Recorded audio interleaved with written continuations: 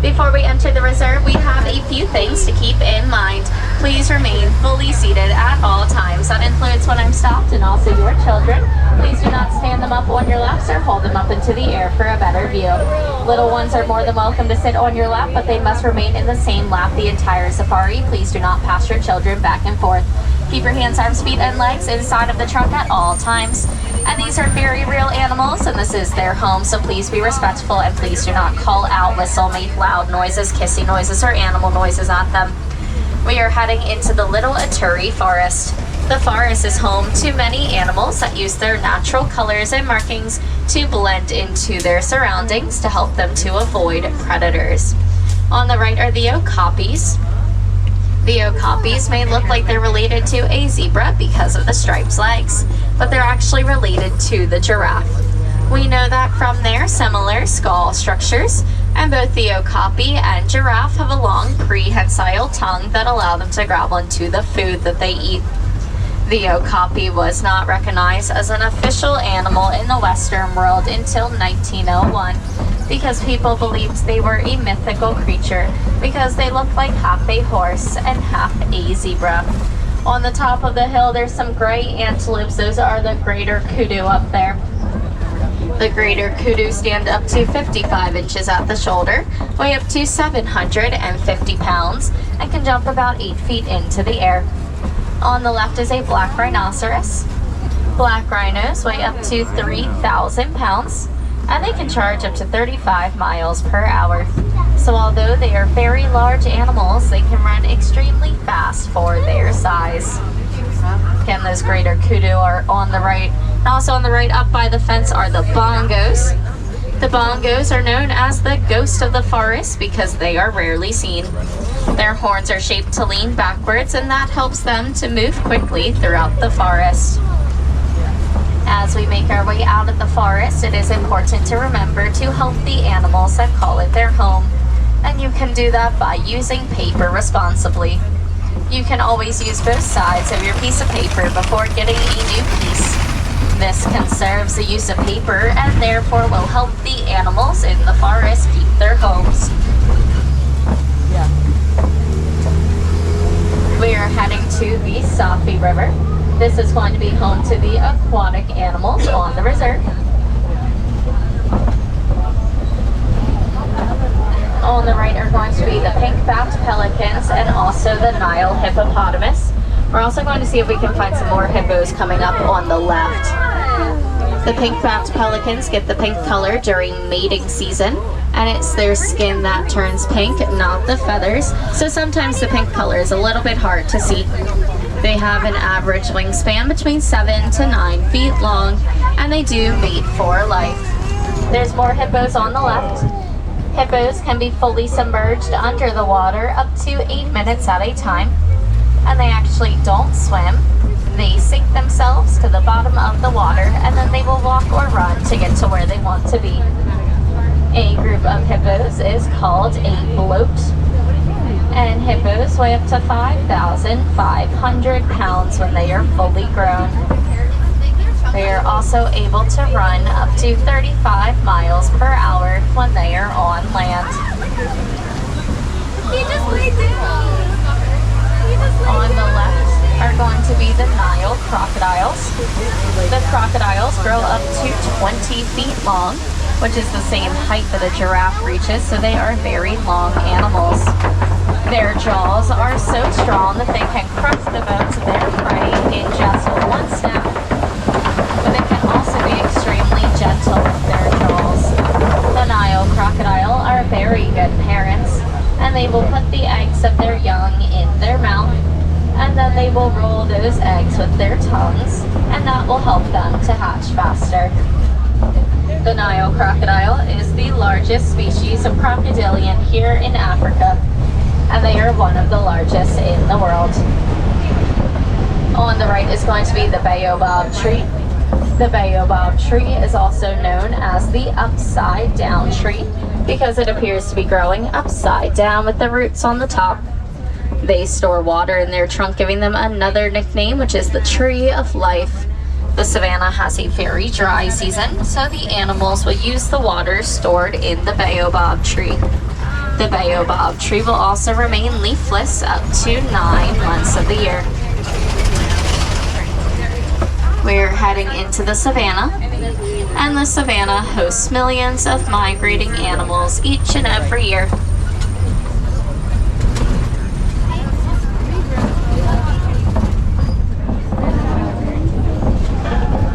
And on the right there is a Hartman's Mountain zebra. The Hartman's Mountain zebras are black with white stripes, and we can tell that from the color of their nose. Their nose is black, so that is what makes them black with white stripes. A group of zebras is called a dazzle. And just like our fingerprints, no two-stripe pattern on a zebra is exactly the same, but the foals are able to identify their mother from her unique stripe pattern. There's also some Maasai giraffes over on the right. We're going to be seeing quite a few of them throughout the savannah, and we will be getting closer to them. The giraffes are the tallest animals in the world, standing up to 20 feet tall. They have long, prehensile tongues that allow them to grab onto the food that they eat. Their tongues are purple, and they have a mucus coating that acts as a natural sunscreen because they do spend around 20 hours of their day eating. It's said that for every foot of giraffe, there's about an inch of tongue in their mouth, making their tongues average 18 inches long. On the left, there is an African painted dog.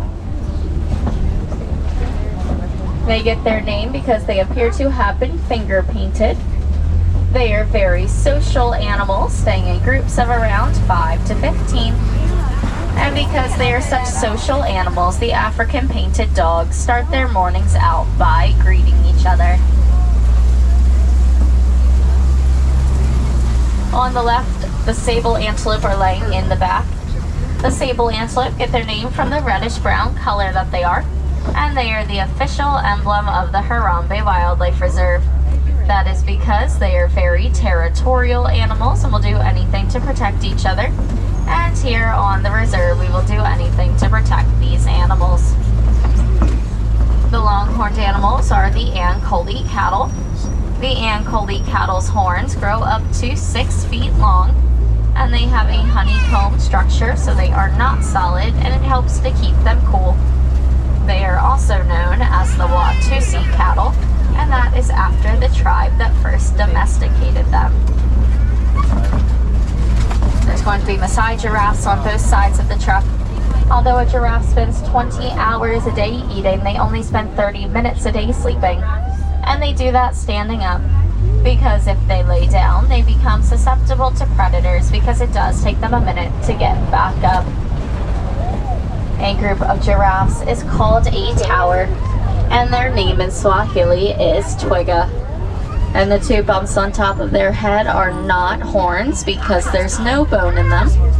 Those are called ossicones, and a giraffe will be born standing about 6 feet tall. There's going to be a few more Hartman's Mountain zebras on the right, and also on the right are going to be the wildebeest. Their nickname is the gnu, that is spelled G-N-U, after the grunting noise that they make. Their calves can stand and run within 15 minutes of birth, and the wildebeest do like to stay in rather large groups. They migrate up to 1,000 miles a year in herds of up to 1.5 million wildebeest. You can see a wildebeest migration all the way from outer space due to how much dirt they kick up when they run. Also on the right, there's going to be some small antelopes. Those are my favorite animals on the reserve. Those are the springboks over there. We're going to get a better look in a moment. The springboks get their name from their ability to spring up to 6 feet in the air and 13 feet out in front of them. They are in the top 10 fastest land animals in the world, running between 50 to 60 miles per hour. They have a special gland that can allow them to smell like cotton candy. And those springboks are fully grown. They are not babies. They only reach about 3 feet tall and weigh around 100 pounds. Now going to be heading into elephant territory. So you're going to want to be keeping your eyes peeled for any African elephants.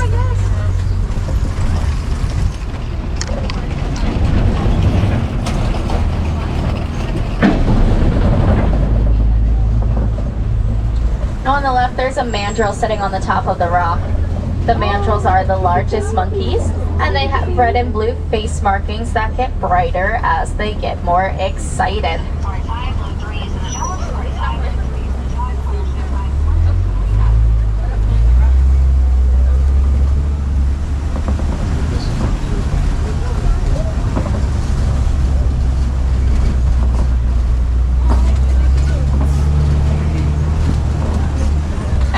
There is an African elephant. You can only see the backside sticking out up in the corner.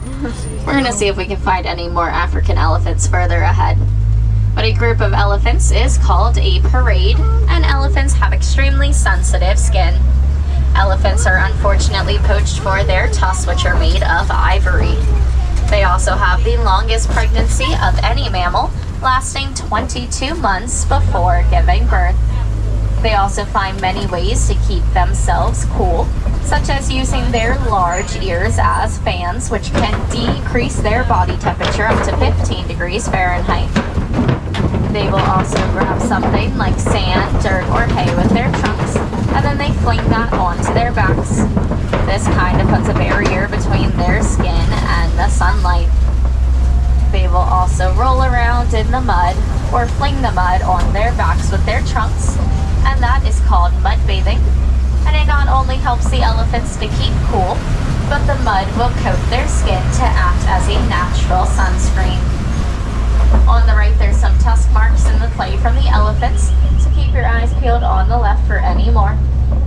Disney's Animal Kingdom did a conservation research project with farmers in Kenya involving elephants and bees. Farmers in Kenya were poaching elephants because the elephants were eating and trampling their crops. With the help of Disney's Animal Kingdom, that is when they discovered that elephants don't like the buzzing sound that bees make, so farmers added beehive fence posts to their land. Those attract the bees, so therefore the elephants stay away, so they are no longer being poached. The farmers have their crops, and they also benefit from the bees from selling the honey that they make.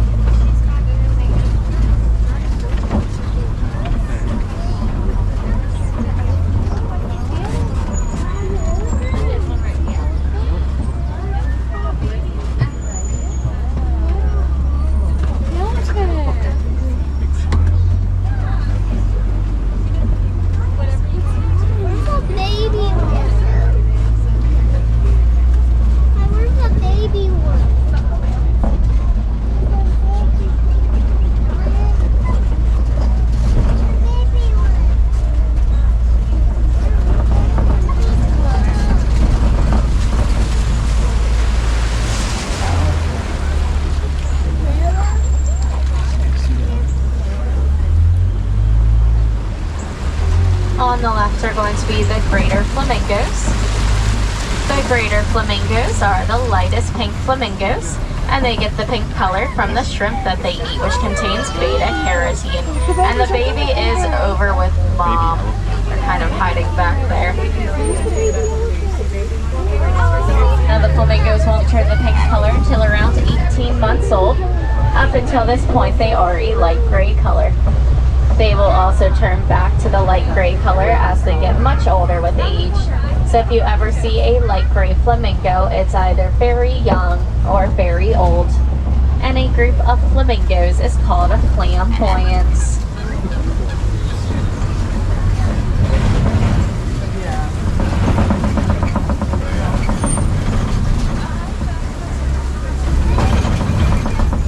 You can see baby nursing. Unfortunately, I can't stop right here, but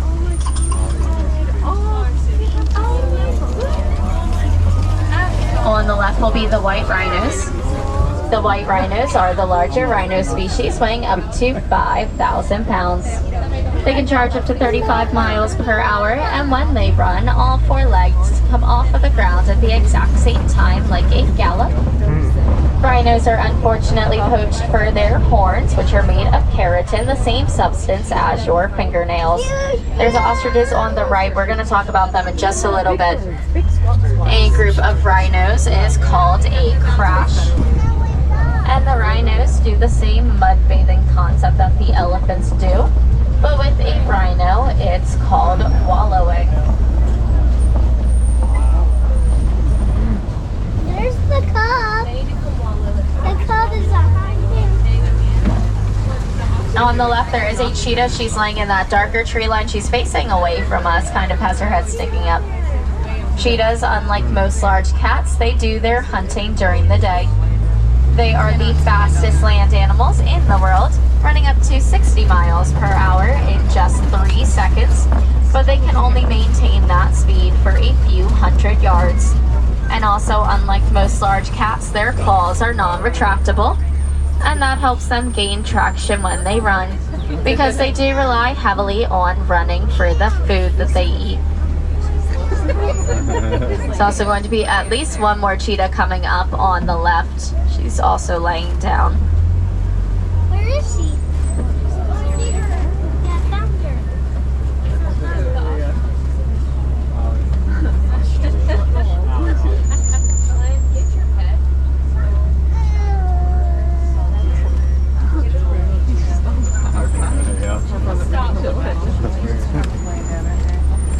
Now the ostrich is the largest bird, and they are a flightless bird.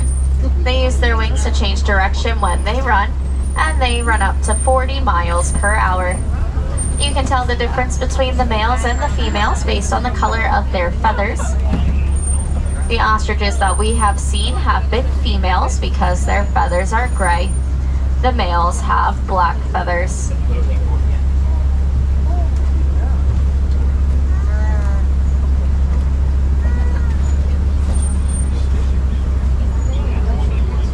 And straight ahead of us is the Kopi Rock, and the Kopi Rock is home to the lions. The lions will use this rock to lay in the sun and watch for prey.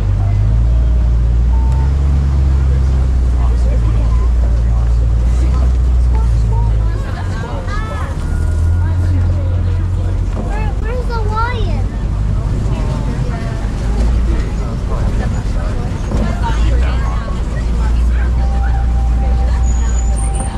Now the lion is going to be laying in the front, the male.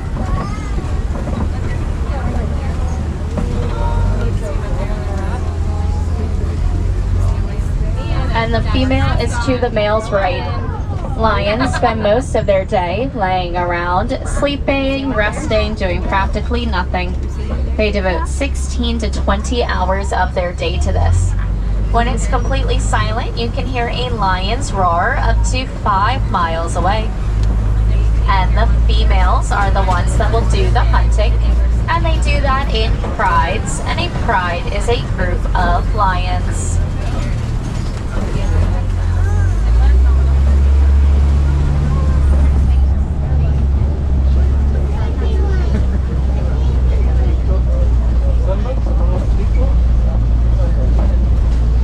On the left are going to be the warthogs.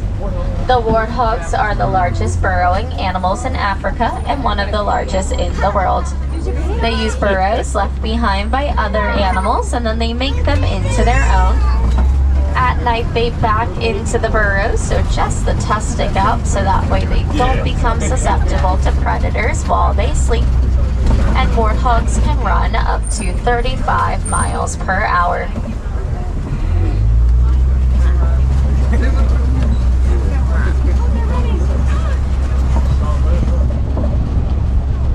And on the right, there's going to be some ostrich eggs in the grass.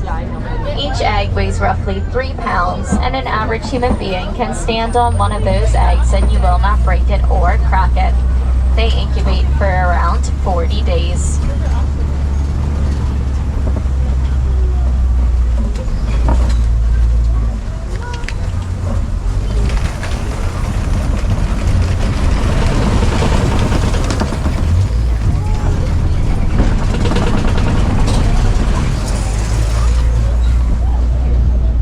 On the left are going to be the Nigerian dwarf goats. They are a miniature goat from West Africa. They are extremely playful animals and also dairy goats. The yellow box hanging in the center is the beehive fence post that I was telling you about with the Elephants and Bees Conservation Project. Now, it's always important to remember to help out the animals, and you can do that here today by donating to the Disney Conservation Fund. By doing so, you get a collective pin, and Disney matches every dollar donated. You can also recycle. Plastic water bottles can always go in the recycling rather than the trash. If I have any wilderness explorers aboard my truck, you have been riding on the Simba 1. That is on page 15 of your field guide. It will ask you for the name of the safari truck that you rode. Again, that is Simba, like the lion, and the number 1 for my wilderness explorers. You can get your badge right past the exit of the ride. Find the cast member that has the orange satchel. They will have the badge for you.